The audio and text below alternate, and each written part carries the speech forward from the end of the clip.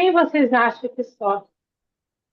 Quem vocês acham que sofre mais?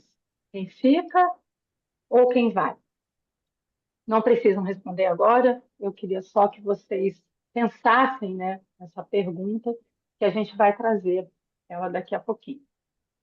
A doutora Ana Cláudia Quintanilha, que é uma médica que se dedica, né, na vida profissional dela, ela se dedica com pacientes que estão à beira da morte, né, vamos dizer assim.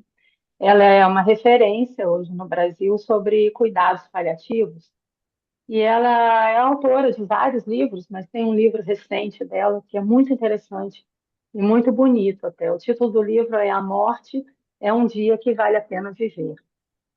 E ela dá entrevistas, né, no podcast, ela tem podcast, você consegue ver lá no YouTube e tal. E recentemente eu vi uma entrevista dela em que ela diz que constantemente ela é perguntada sobre qual é o luto mais doloroso na opinião dela. É o luto de quem fica ou é o luto de quem vai? E na opinião dela, né, baseado na experiência dela, vamos dizer assim, ela diz que o luto mais doloroso é o luto de quem parte.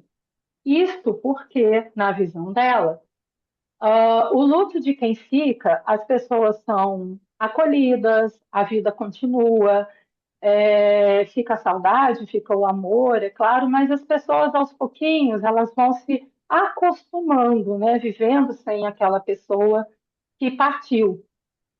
Já na visão dela, a pessoa que parte seria a mais sofredora, vamos dizer assim, porque deixa as pessoas, né, des- deixa os desafetos, elas perdem esses afetos que tem na vida terrena, elas perdem as conquistas. Então, na visão dela, quem parte, o luto mais doloroso é aquele que quem parte. Aí eu venho com uma segunda reflexão. Será mesmo? Será que essa afirmação de que quem parte é o que mais sofre? Então, é justamente esse assunto que a gente vai entrar dentro da doutrina espírita. Claro que essa é a visão da doutora Ana Cláudia Quintanilha, né? Mas a gente aqui vai trazer uma visão espírita do que realmente é esse luto de quem partiu. E ela amplia, né, o que é interessante também no livro dela, que ela amplia esse olhar mais transformador, mais humanizado. E ela diz que quando a pessoa aceita a morte, ajuda a valorizar a vida em toda a sua plenitude.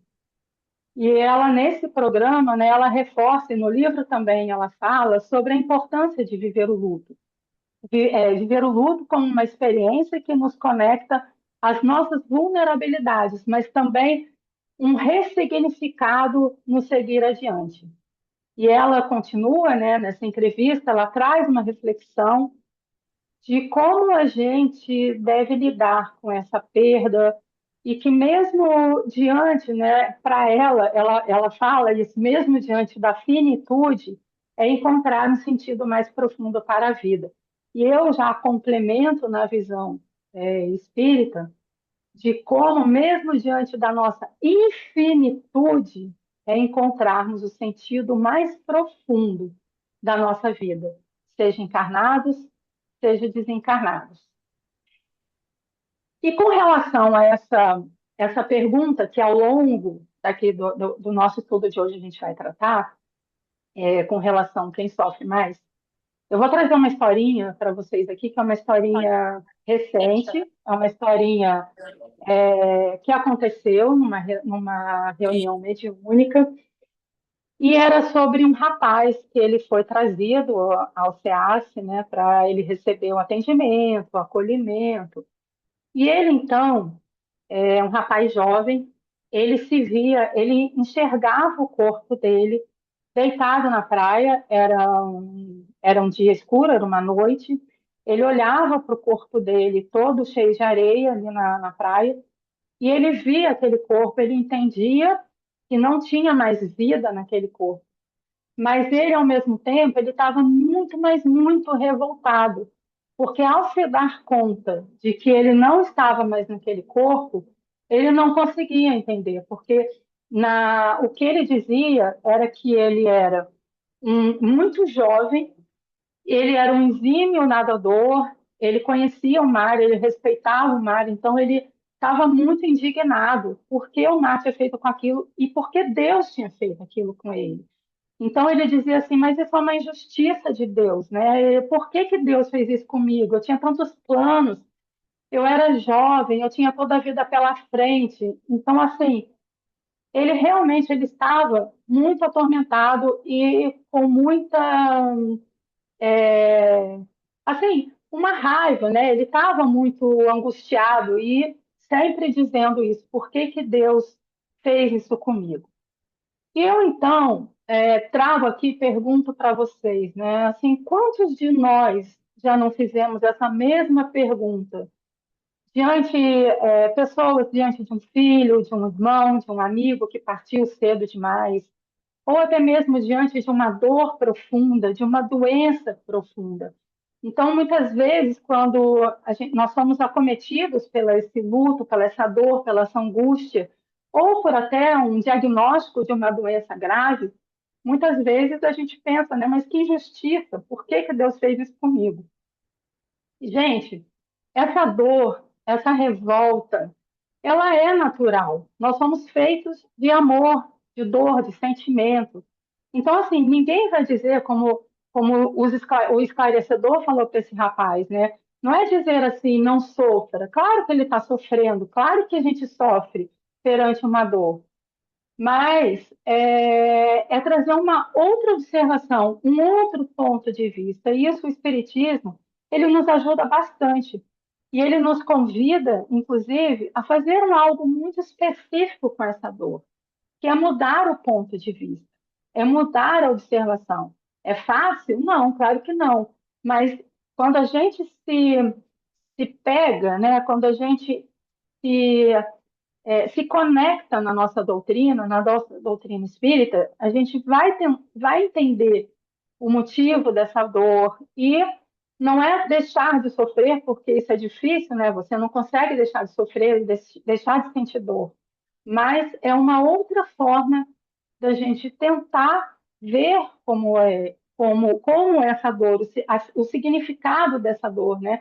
Inclusive, na leitura, né, inicial, fala muito isso, quando você fala, né, do berço ao túmulo. Então, é exatamente isso, do berço ao túmulo, né, nossa vida passando por aí. Lá no Evangelho segundo o Espiritismo, no capítulo 2, no item 5, ele fala exatamente sobre isso, sobre o ponto de vista. E ele usa uma metáfora bastante interessante, que ele diz o seguinte: é como se fosse uma montanha. Então, nós na vida, nós estamos no pé da montanha e nós enxergamos o nosso caminho, a nossa trajetória, com a visão de quem está no pé da montanha. Então, é essa visão que a gente tem naquele momento, ou na maior parte dos nossos momentos. E o Evangelho, então, ele nos convida a escalar essa montanha, a subir no cume dessa montanha. Então, quando a gente sobe no cume dessa montanha, a gente vai ver outro caminho. A gente vai ver uma infinitude do caminho, a gente vai ver uma trajetória grande, a nossa visão é outra. Então, ele nos traz um ponto, né, para a gente mudar exatamente esse ponto de vista e tentar, diante de uma morte prematura, diante de uma dor, diante de um diagnóstico de uma doença grave, que a gente tenha, né, que a gente sofra, claro que a gente, porque dói, os nossos sentimentos são reais, são respeitados, mas eles podem ser acolhidos. E ao ser acolhidos, a gente pode ser convidado a subir nessa montanha, nesse cume dessa montanha, e ter uma outra visão do que realmente está acontecendo. Que dor é essa? Que luto é esse? Porque ao enxergarmos somente, né, esse pé, o pé da montanha ali, a gente vê essa perda, né? Como o rapaz, ele via ali a perda, ele via o corpo na areia, ele sentiu o futuro dele interrompido. Mas quando a gente sobe no cume, a gente tem uma outra visão. E essa visão que lá na reunião mediúnica, né, eles são acolhidos e eles começam a enxergar de uma outra maneira. Fenelon, no item 22 do capítulo 5 do Evangelho, ele traz para a gente uma pista, né, uma bússola. Ele fala assim: para o espírito, a verdadeira liberdade consiste no rompimento dos laços que o prendem ao corpo.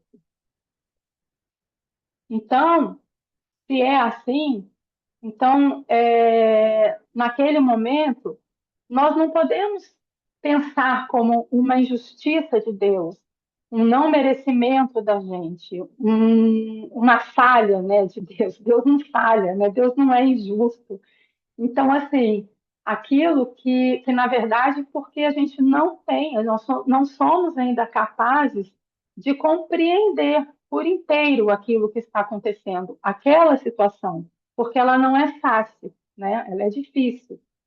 E quando você tem o luto, né? Quando você tem um rompimento daquela trajetória de pessoa, né? Quando a gente passa para o outro lado, quando vamos dizer assim, existe uma morte ou um desencarne, a gente, muitas vezes a gente não compreende como é esse desencarne, se é doloroso, se não é doloroso, como a doutora Ana Cláudia Quintanilha fala, não é muito doloroso, né? Nós temos um relato muito interessante na doutrina espírita, que é exatamente sobre esse desencarne, esse processo de desencarne.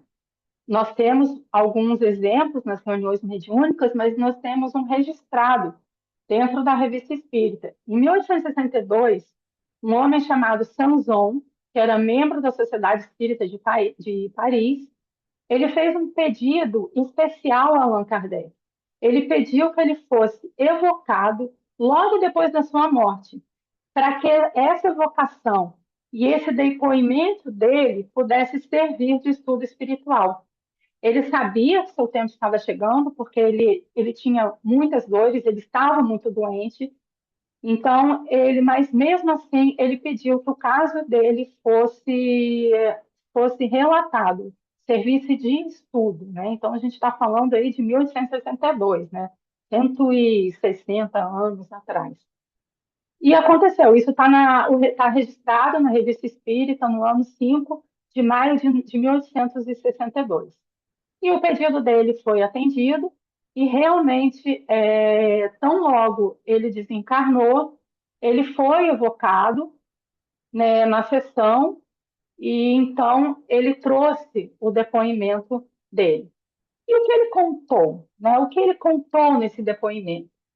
Ele, inicialmente, ele falou que as dores físicas, que eram muitas, que ele sentia enquanto ele estava encarnado, essas dores haviam desaparecido e que em poucas horas depois que ele desencarnou, ele recobrou a lucidez plena, né?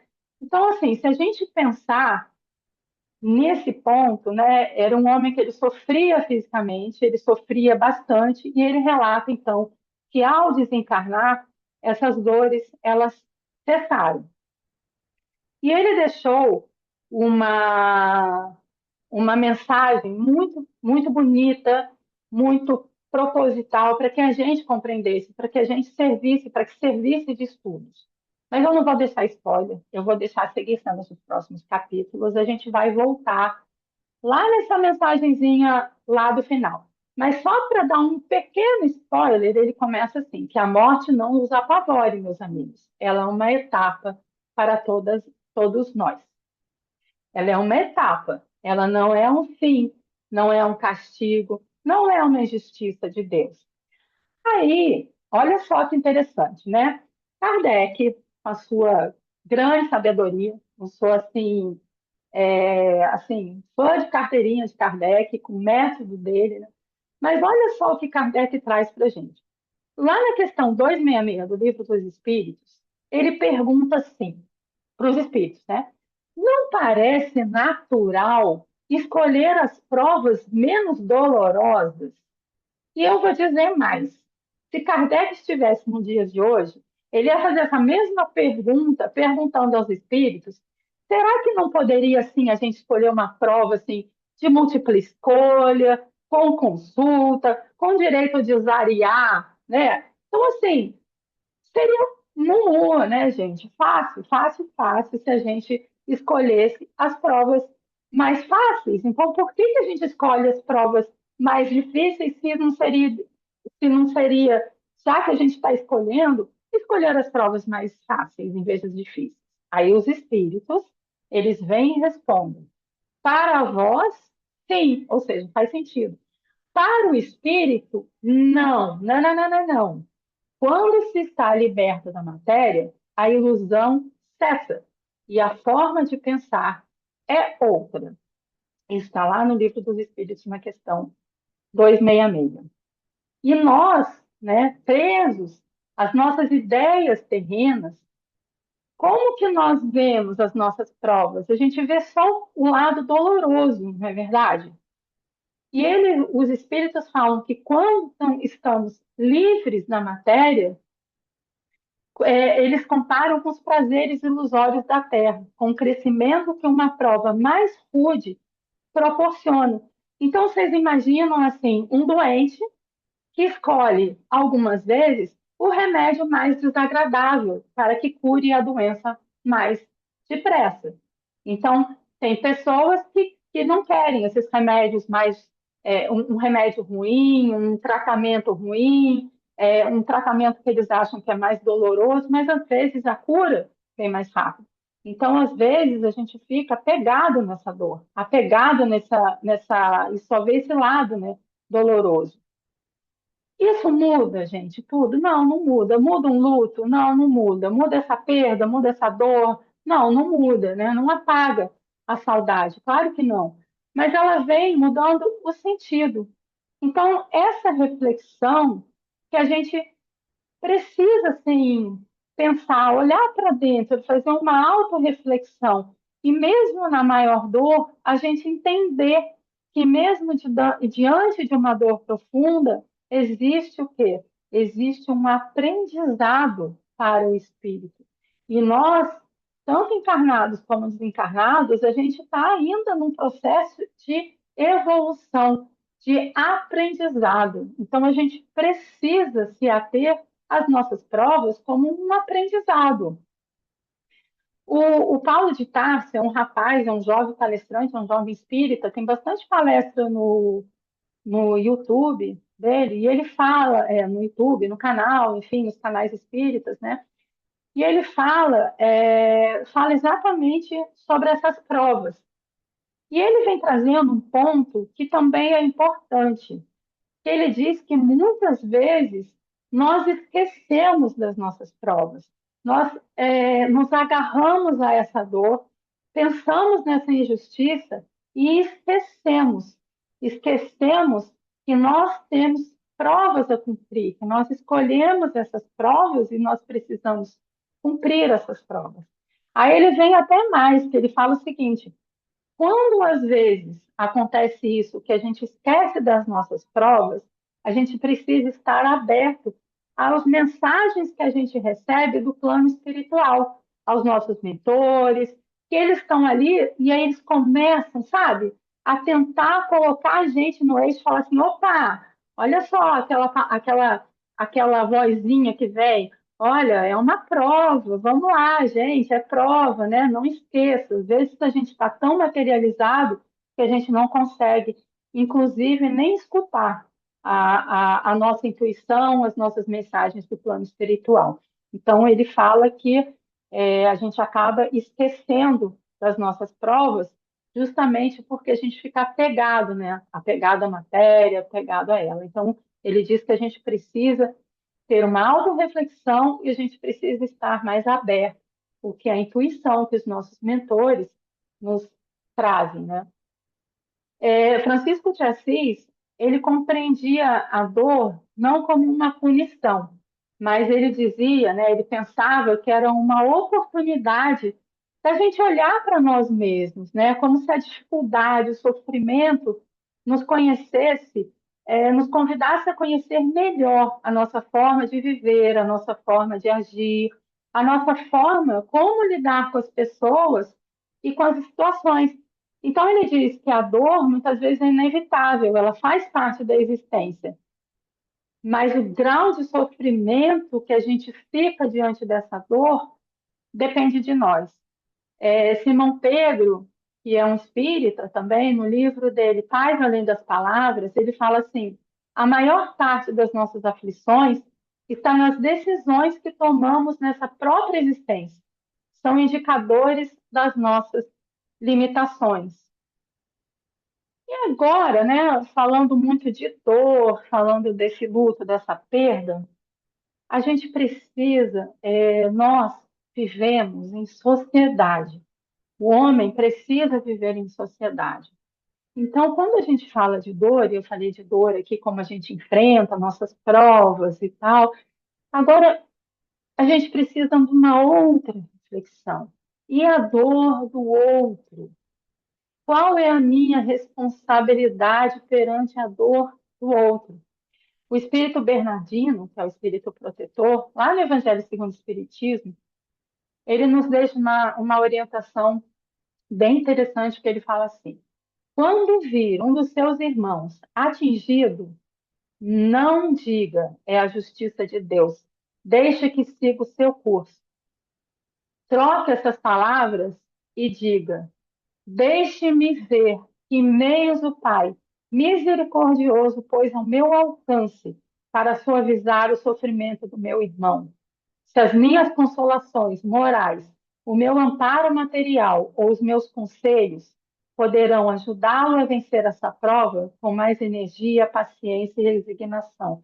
Então, quantas vezes a gente só olha para a nossa dor, a gente não olha para a dor quem está conosco, quem convive conosco, a dor dos nossos irmãos, a dor daqueles invisíveis que estão na rua, a dor daqueles que sofrem.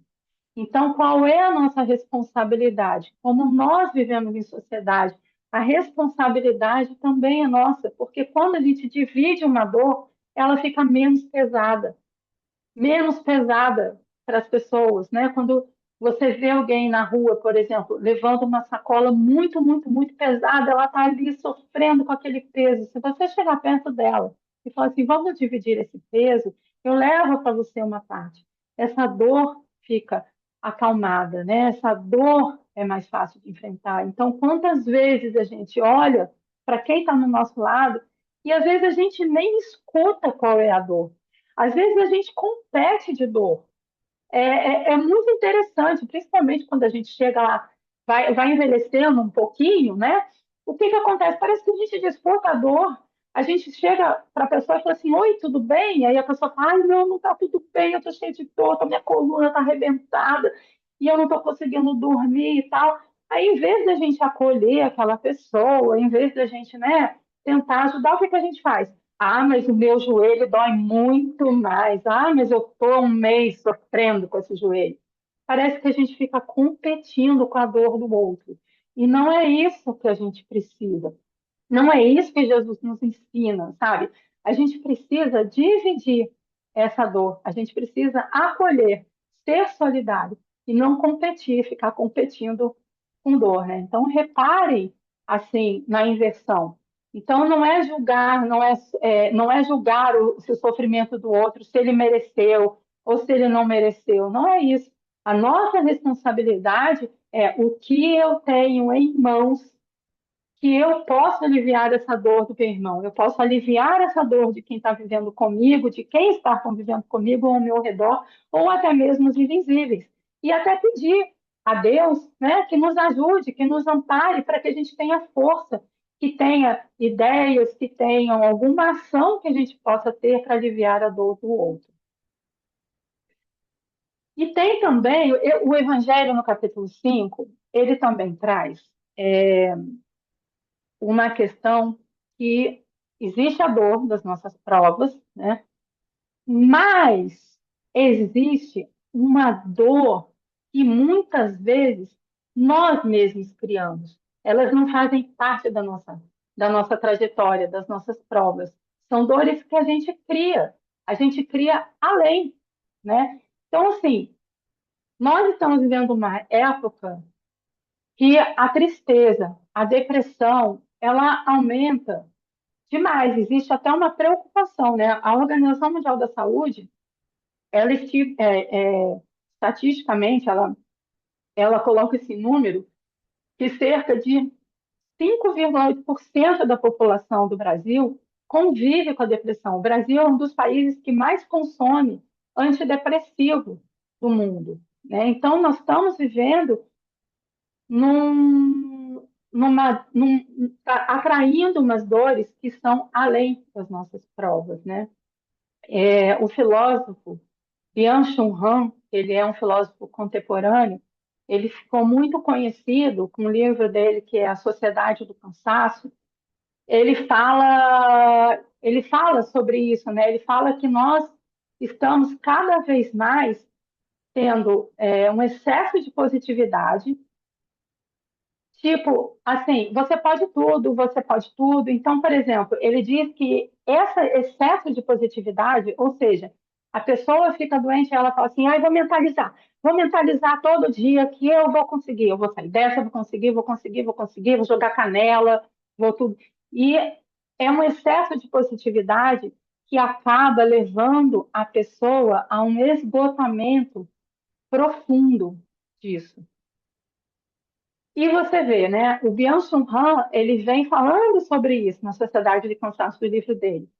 E se a gente pegar o Espiritismo, olha só, gente, o capítulo 5 do Evangelho, ele vem falando exatamente sobre isso, olha, 150 anos atrás, os tormentos voluntários.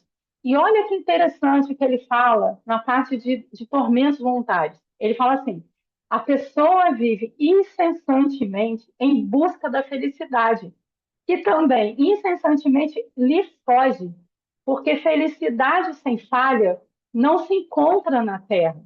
Em vez de procurar a paz no coração, a paz do coração, a única felicidade real neste mundo, a pessoa se mostra ansiosa por tudo que a agita e inquieta.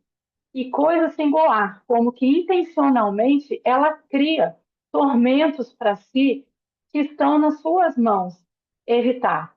Então, reparem que tormentos que estão nas nossas próprias mãos a evitar.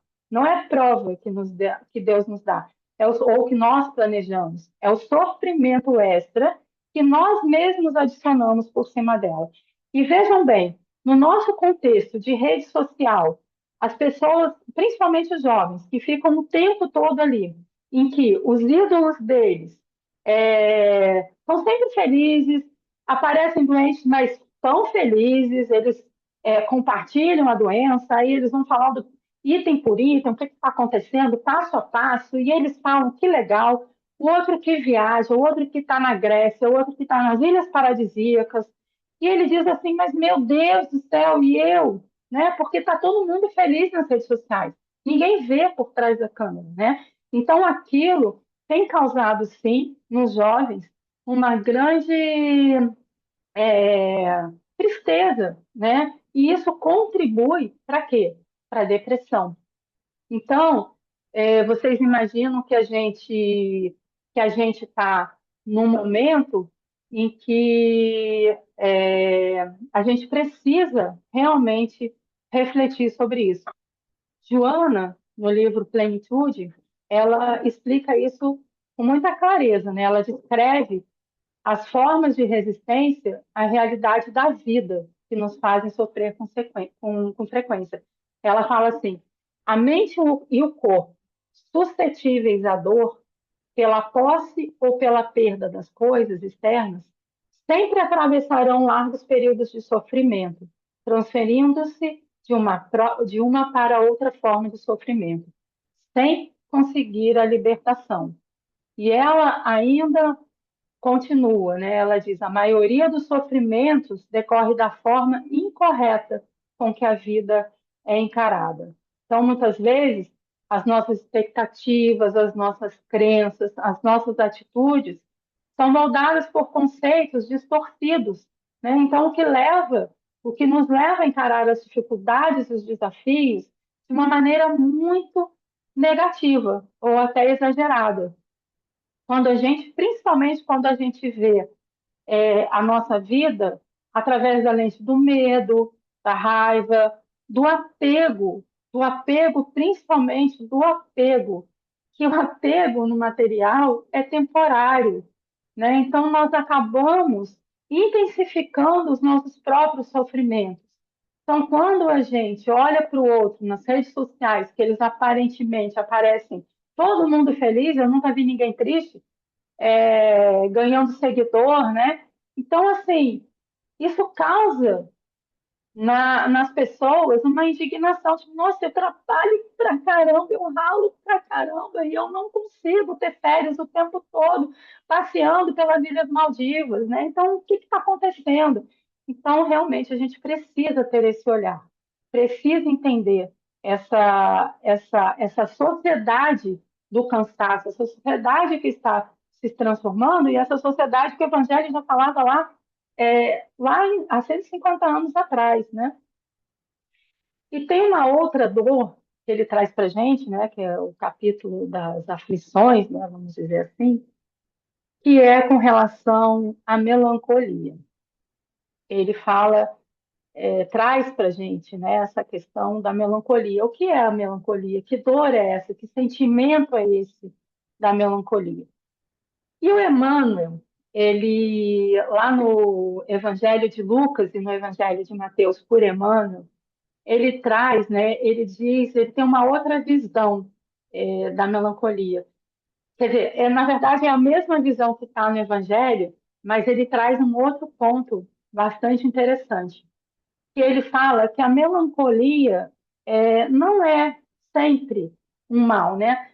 E qual a diferença assim de melancolia para tristeza? A tristeza é aquela emoção que dói, que a gente sente, mas ela é passageira. E geralmente a gente sabe qual é a razão daquela tristeza. A melancolia é aquela emoção, ela é parecida com a tristeza, porque deixa a gente para baixo, deixa a gente assim. É aquela dor, aquela emoção que está lá do dentro da alma, que muitas vezes a gente não sabe por que a gente está sentindo aquilo. Não, a gente não consegue encontrar uma razão assim, aquele sentimento que está lá dentro, né? E muitas vezes a gente fala assim, gente, mas por que que eu estou assim? Por que que eu sinto isso? Eu não tenho razão de estar assim. Eu tenho trabalho, eu tenho comida, eu tenho família, eu tenho casa, mas por que que está me dando essa angústia, né? Esse sentimento? E o Emmanuel traz para gente, Rosana, 4 e oi, 40 4 e tá, 40 que a melancolia ela tem muito a ver com a saudade que nós temos do mundo espiritual. Então, essa saudade que nós temos no mundo espiritual é que nos faz se sentir assim. E o Emmanuel já traz a seguinte frase, né? Ele fala assim: os verdadeiros mortos estão sepultados na carne terrestre. Então, na verdade, o que ele diz é que mortos somos nós, né? Quem está no espírito, que os desencarnados não são mortos, eles são bem vivos, né? E agora, né, já caminhando já para o final, que a Bianca já me avisou, a gente vai tratar então sobre o luto, né? Essa saudade, né, da pessoa que tanto essa dor do luto tanto faz uma dor porque o significado de luto não necessariamente é quando uma pessoa parte, desencarna, mas o luto pode ser de uma grande dor, né, de um grande rompimento, por exemplo, uma separação, uma perda de um trabalho muito nobre para a gente, né? Então, o luto, na definição, é exatamente isso, é uma perda muito grande, né? Então, quando a gente traz o luto, né, e a gente precisa pensar nesse luto também de quem partiu, né, daquele que desencarnou, para ele também é uma readaptação, né? Porque ele fica, imagina que nem esse jovem na areia, né? Ele vê o corpo biológico dele, às vezes ele não aceita. Então, é uma passagem, é um processo. Então, ele também sofre momentaneamente até ele se estabilizar. E a gente sabe também que, ao desencarnar, tem irmãos que também não aceitam, e não só, eles demoram um processo muito maior, às vezes, até conseguir realmente se desvencilhar daquela vida terrena. E quanto mais material, quanto mais o apego a essa vida aqui, mais difícil é o processo de desencarne. A Ana Teresa Casmani, que é uma espírita, ela perdeu o filho com 20 anos, né, numa morte brusca. Ela tem um livro que se chama Palavras para a Alma. E ela diz assim: diante dos entes desencarnados, se nossos olhos forem bons de ver, ou seja, livres de julgamento ou expectativas, de modo que possam enxergar para além de nossas carências, talvez o nosso olhar possa dar uma festa quando o reencontro acontecer. Então ela fala, gente, não é um luto eterno, é uma festa no reencontro. E aí, para a gente conseguir isso, só a nossa fé. Então, a nossa fé sustenta, né? Então, diante de um luto, diante de uma dor, diante de uma doença, diante de uma melancolia, é a nossa fé que nos une a Jesus, é a nossa fé que se une a Deus. Só que é uma fé que tem que vir da alma. É uma fé que não adianta você ler uma frase, ler uma prece sem vir do fundo da alma, do fundo do coração. E quando a gente tiver essa resposta frente a uma dor, frente a um luto, frente a uma perda, onde está a nossa fé? E quando a gente tiver essa resposta, a gente passa a ver a vida de forma diferente. Não é fácil, gente. Queria eu aqui ter as múltiplas escolhas, assim, as alternativas certas para colocar, mas não existe essa alternativa certa, porque ela vem de nós, de dentro de nós. É a nossa fé. Onde está a nossa fé? A gente tem que buscar ela de dentro da gente. Então, Agostinho de Hipona, ele fala assim: só o apelo é infalível, a fé. A fé é o remédio seguro do sofrimento. Mostra sempre os horizontes do infinito diante dos quais se dispersam os poucos dias brumosos do presente. Aquele que sofre e tem a fé por amparo ficará sob a sua proteção e não sofrerá mais. Os momentos das dores mais fortes serão as primeiras notas alegres da eternidade, porque a nossa vida é infinita. Ditosos que sofrem, continua Agostinho, alegres estejam suas almas, porque Deus as encherá de bem-aventuranças. Então, trazendo a mensagem de Sazon ao desencarnar, que ele evocou, né, ele foi evocado e ele trouxe essa mensagem para a gente. Que a morte não vos apavore, meus amigos. Ela é uma metáfora para vós. Se tiverdes sabido bem viver, uma felicidade. Se tiverdes merecido dignamente as vossas provas e as tiverdes cumpridos convenientemente, repito, coragem e boa vontade. Não ligueis aos bens da terra, senão medíocre valor e seres recompensados. Não se pode gozar muito sem atentar contra o bem-estar alheio e sem causar a si próprio um imenso mal moral. Que a terra me seja leve. Essa foi a mensagem que ele trouxe como um objetivo de nos ensinar. E ele vai estar sempre nos ensinando. Esse foi o objetivo dele trazer exatamente no momento do desencarne, né, quando ele desencarnou, a primeira evocação que ele fez como estudo, né, estudo para Kardec.